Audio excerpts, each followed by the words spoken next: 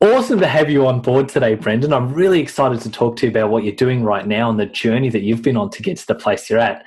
And I guess I really just wanted to start by getting a bit of your story out and hearing a little bit about where you started and the journey that you've got to where you are right now.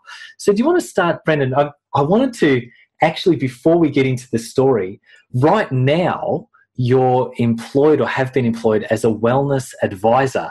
And I wanted to just, maybe you could explain to our audience who might not know who you are, what it is that you do exactly under that title. Yeah, well, I've been a wellness advisor for over 3 years to various mining companies. So they'll fly us up to site to basically look after the health and well-being of the mining workers up there. So as a foundation qualification, we all have to be personal trainers, or the wellness advisors, that is. And some of us have our specialty areas. So I'd work alongside dietitians or physios, and myself, I was a bit of an all-rounder, being a naturopath and masseur. So yeah, everything from fitness classes to lifestyle consultations to nutritional programs and everything in between. Sounds absolutely so fascinating and interesting. And I guess for me, when I think about the mining industry and I think about that big business, fly in, fly out, the first thing I don't think of is nutrition and fitness, and that sort of wellness aspect isn't the first thing that springs to mind. Is it something that's been going on for a long time, or how do you fit into the big picture of what's going on there? Yeah, some of the larger mining companies that have a bit more coin to play with basically invest in the health and wellness of their staff members. Basically, it pays for itself because there's higher productivity, more positive morale, and less sick days. Everyone's a winner. That's right. It totally makes sense. And I think it's actually quite forward thinking of those companies to do that, to actually fly in specialist people to help with the wellness of their workers. It's really clever, really great. How did you get into it? Now let's get into a little bit of the story, because I know you started very early on with a martial arts background yourself and have had a bit of a journey from there to where you are now. Do you want to share some of that story with us? Yeah, I started with various martial arts from a young age, competing at a national level, winning Australian title by the age of 11 in judo, and then being on and off in martial arts for the rest of my life, really. But I fought in the ring for boxing and kickboxing and dabbled in a few other things. But I did get a knee injury. The anterior cruciate ligament was snapped clean off. And yikes. Yeah, so I had to have the full knee reconstruction. And I basically turned my attention to training others. I was already going to the gym, lifting weights and stuff. I thought I like this sort of thing. I wouldn't mind getting paid to do it. So I became a personal trainer from starting at the Australian Institute of Fitness. And that kind of started my health and wellness journey, or more so, accelerated it. Yeah, and then being a massage therapist to that, basically it's a bit of an evolution on the way to becoming what I call a clinical naturopath, or an evidence-based naturopath. And everything kind of complemented each other. It's absolutely fascinating, and I hope it's okay to say this, but I think when I think of a naturopath, I tend to think of people who are, I don't know, maybe quite studious, quite gentle in their personality, people who are interested in nature and natural remedies and that sort of thing. And then being able to see you and meet you and hear you, and even the name of your book, The No Bullshit Wellness Guide, it's like the opposite to what I would think of as a normal naturopath. How did that come about? Like, what's drawn you to naturopathy? Well, I've always actually had an affinity to nature and stuff. I don't go hugging trees much. But there's all this talk about staying true to yourself and being authentic. And we can leave that as a cliche, or I can do that, and that's me. I'm happy to say I'm an alpha male, and I ride Harley Davidsons and have a beer with the boys, whatever. Doesn't mean I need to just run around with incense and stuff, but that's all good and well too. I have incense burning right now. Let's be serious. I don't really fit myself into any particular categories. I have been told that you don't look like a naturopath, and then my typical response would be, "Well, what does a naturopath look like?" Yeah. Having said that, when I was studying at uni, I remember I was like the only guy in the class of like 20 or 30 girls. Or there was one other guy, but he was probably a bit more of your stereotypical naturopath, more flamboyant, if you know what I mean. Yeah, great. Look, I think it's fantastic staying true to yourself. And I imagine, again, this is just me picturing it, I imagine when you're going into the mines and when you're dealing with those very earthy, very natural men, I imagine a lot of men there on site, having a personality where you can connect with those people would actually help the wellness. It would help you to connect and be able to treat and care for those people in a more authentic way. Is that right? Yeah, well, it does help to be able to communicate with people of all walks of life, but also other men that would not usually, other people that would not usually take this sort of thing seriously. And that's kind of my whole objective, is to talk about what works and what doesn't based on the evidence available. So, some people paint all wellness or natural medicines with the same brush, thanks to some other things which have absolutely no evidence, and people will try it and it doesn't seem to work. Whereas it's good to acknowledge areas that are lacking in evidence or lacking even in efficacy, while promoting what does work. So a lot of people are missing out based on what they would view as hippie things, and if you know what I'm saying. Whereas people are now starting to take responsibility for their health and wellness that wouldn't usually, thanks to my way of communicating it. Yeah, that's great. And I do think too, you've got a very down-to-earth nature. You're going to call a spade a spade. If something isn't evidence-based, then you're not going to talk about that as though it is. And probably the other way around as well. It's like, well, this is part of a natural remedy that is actually proven, that I've seen work, that kind of stuff. What would you say is the number one thing that you do end up recommending or talking about? Like, is it, I don't know, nutrition or mindset or exercise? What's the biggest thing that you find when you're out on the mine sites, you're working with people? What's their number one concern and the thing that you help with? Well, going back to basics is always the best answer, and the basics seem to have the most evidence. First and foremost, especially for mining workers or pretty much anyone, is sleep. Getting enough adequate sleep. High quality sleep and enough hours of sleep, depending on the individual needs. Yeah.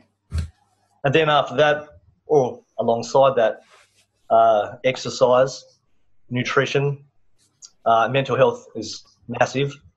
The mind affects the body and the body affects the mind. And all those things complement each other. And then after all those, then we'll look at certain herbs and other things that will work based on the evidence, or even based on personal experience. If it works for you, well, that's good. Yeah, great. And I know another thing that you've got under your belt is the book. How does that fit into the picture of what you do right now? Do you sell the book to miners? What's the deal?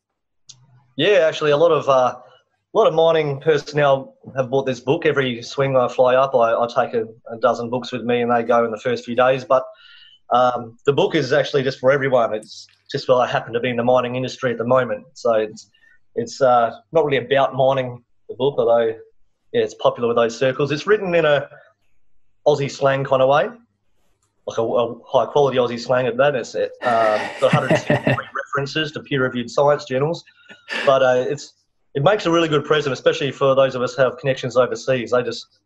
The Americans just think this is great. And I mentioned, the obvious drop bears and stuff we have to look out for, and how we send our kids to school in the kangaroo pouches and that. We all know that, So that's a real novelty for the Yanks. I love it. That's fantastic.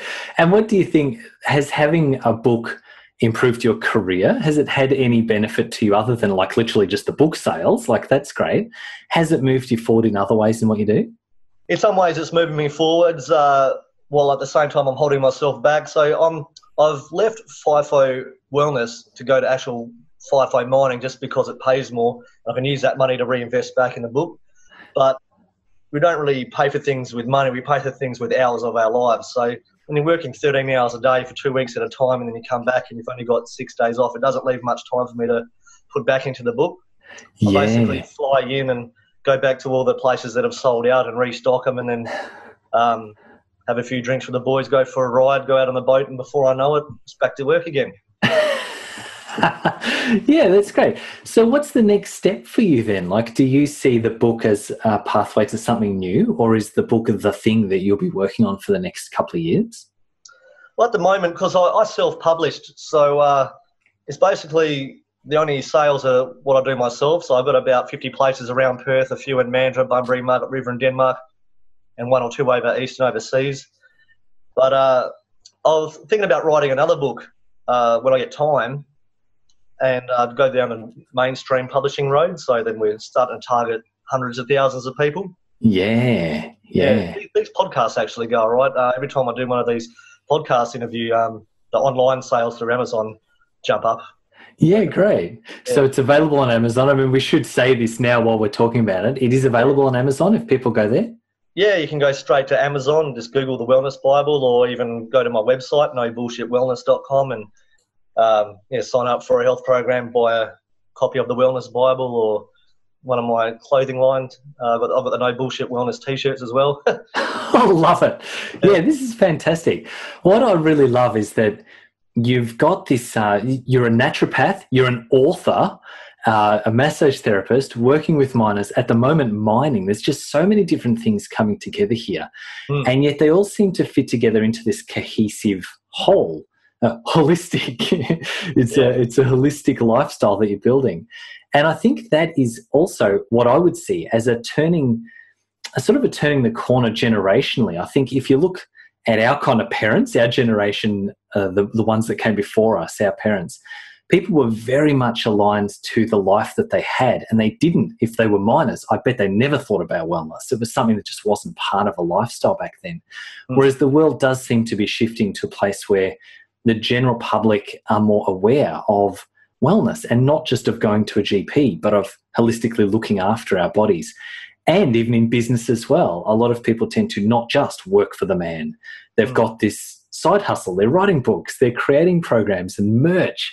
It's a really great example I can see in what you're doing of all of those things coming out into the real world.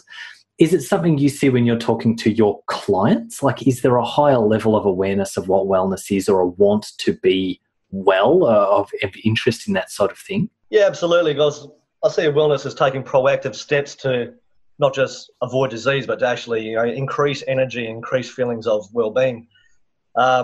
So I got a real polar opposite kind of clientele. So I got on one hand just your wellness kind of people, the ones that you're trying to eat a vegan plant-based diet, or I yoga every single day. But I also have another type of clientele where it's the miners, the blokes that I just want the quick fix. I want the cure to the hangover right now. And or they want weight loss, but they want it to it without the exercise or without changing their diet too much. That's a bit more challenging. But yeah, so it's a very broad range of people that I'm trying to connect with.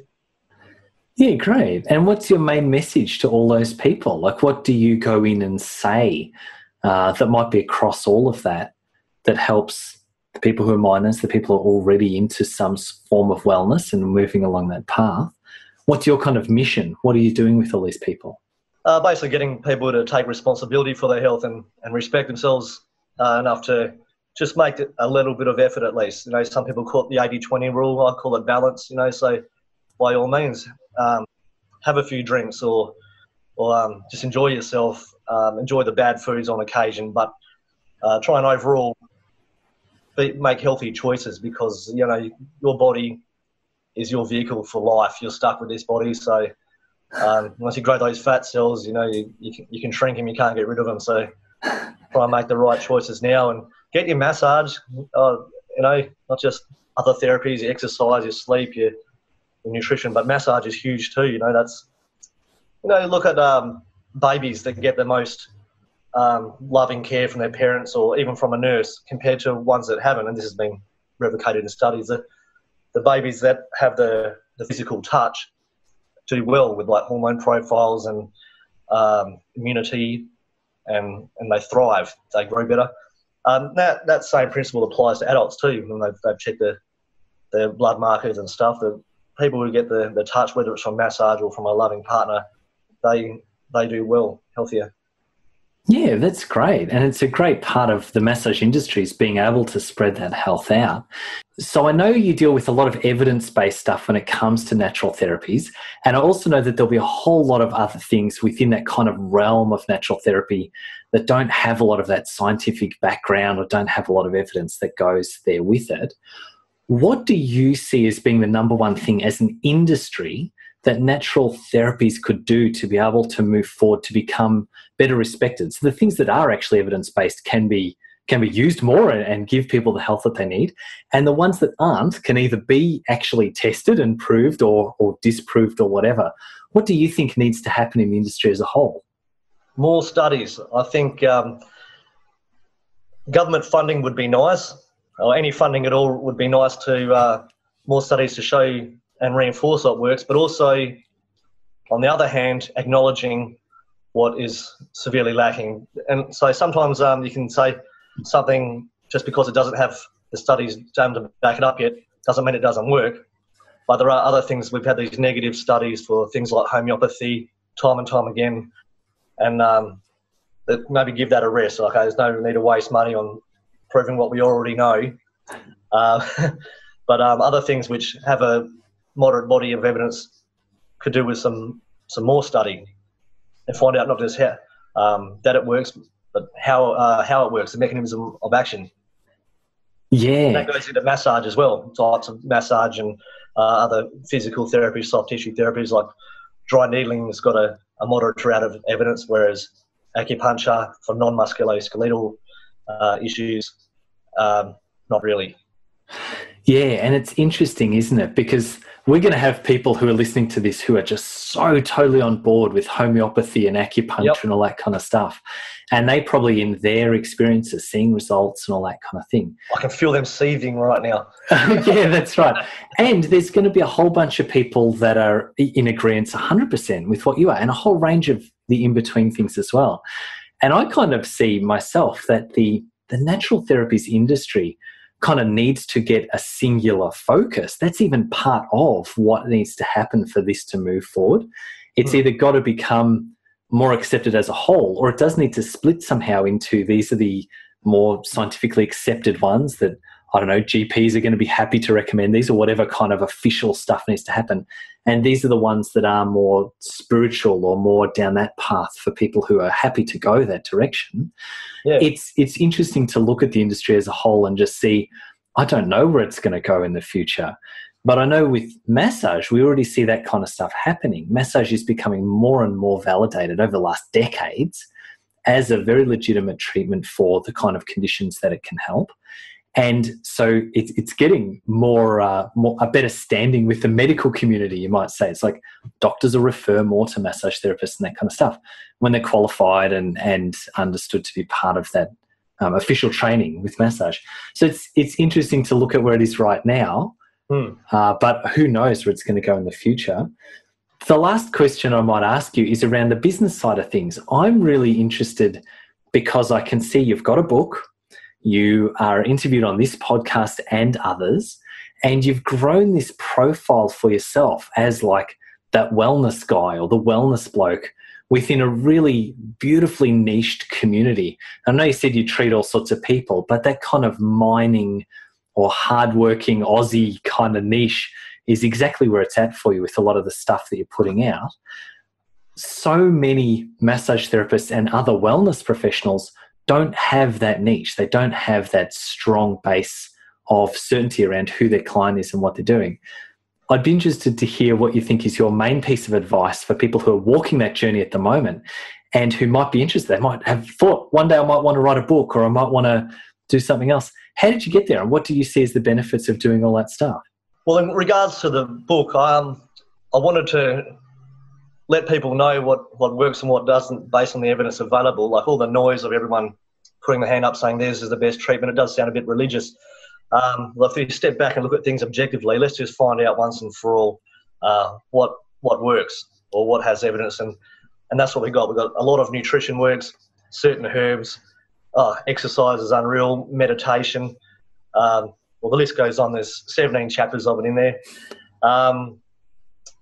And as for the business side of things, I find two main things work for me is word of mouth is huge, and being a multi-modality therapist. So I'm a personal trainer, masseur, naturopath. I can cross-promote to myself.